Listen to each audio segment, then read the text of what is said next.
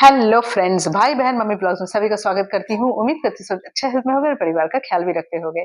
तो आ गई राधिका की मम्मी वापस अपनी बेटी के ससुराल में और आते ही मतभेद चालू हो गया। और यहाँ पे मंजूर नहीं है राधिका की मम्मी को कि राधिका गुनगुन और समर के साथ रहे। पर राधिका जो कि टस से मस नहीं हो रही है, उसने मन बना लिया है, उसे अब तिगरा होके रहना है। तो यहाँ पे तो भाई राधिका की मम्मी, आपकी बेटी इतनी चालाक चतुर होने के बाद भी अगर ऐसी बेवकूफी करे तो कोई कुछ नहीं कर सकता, आप भी कुछ नहीं कर सकती। आप जो यहाँ बोल रही है ना कि मैं यहीं पे बैठी हूँ, मैं किसी को आने नहीं दूंगी, आके तो देखे, क्या फर्क पड़ेगा? नहीं रहेंगे यहाँ पे। राधिका चली जाएगी गुनगुन के घर, वहां रहेगी। कोई फर्क पड़ेगा? आपके यहाँ पे आप समर और गुनगुन को रोक सकते हो आने के लिए, पर यहाँ से राधिका वहां जाएगी रहने, वो तो आप नहीं रोक सकते। वो तो कहीं भी जाके रह सकती है। आप कुछ कर पाओगे? अपने पति के साथ रहेगी, अपने पति के पास रहेगी, कोई कुछ नहीं कर पाएगा। यहाँ पे भाई राधिका, तुमसे बस मेरे को एक ही चीज बोलना है, तुम इतनी बेकूफियत क्यों कर रही हो?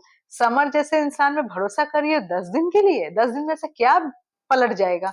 क्या चेंज होने वाला? तुम जो बोल रही हो कि झगड़े नहीं होंगे, 101% गारंटी देके कह सकती हूँ झगड़े होने ही होने हैं। और सबसे पहला झगड़ा तुम खुद करोगी।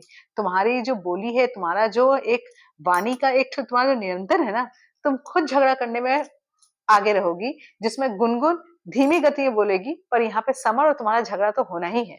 और तुम जो बोल रही हो कि कुछ नहीं होगा, हम आराम से रहेंगे, खुशी खुशी रहेंगे, और इतना मुस्कुराहट तुम्हारे में आ रहा है। इतना चहक तो तुम तब भी नहीं रही थी जब तुम्हारा फौजी के संग रोका हो रहा था, ध्रुव के संग रोका हो रहा था, तभी भी तुम इतनी चहक रही थी। पर अपने ही पति के संग तुम रहने के लिए कितनी चहक रही हो? जब इतना ही चहकना था, जब मन मार के ही डिवोर्स करना था, तो डिवोर्स फाइल किया ही क्यों? मतलब वो डिवोर्स फाइल करना, ये सब तुम्हारी जिद थी। तुमको समर को छोड़ना, समर शालीन से शादी करा, इसमें तुम्हारा भी एक ऑब्जेक्शन था। वो सब तुम्हारी एक जिद थी, एक जेलेसी था, वो तो हमको पता है जेलेसी था। पर एक जिद थी कि डिवोर्स लेना है समर से।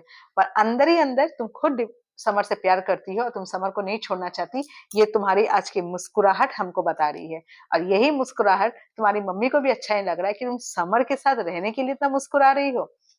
अब देखना ये है कि फैमिली की क्या होता है इन 10 दिनों में, और प्रेग्नेंट कौन होता है, राधिका या गुनगुन? क्योंकि ये पॉसिबिलिटी तो है ही, कोई ना कोई तो प्रेग्नेंट होगा ही। और समर तो धोखा देने वालों में से ही है, क्योंकि इस 10 दिन के अंतराल में अगर शालिनी आ जाती है या कोई तीसरी चौथी आ जाती है, तब तो क्या कहने।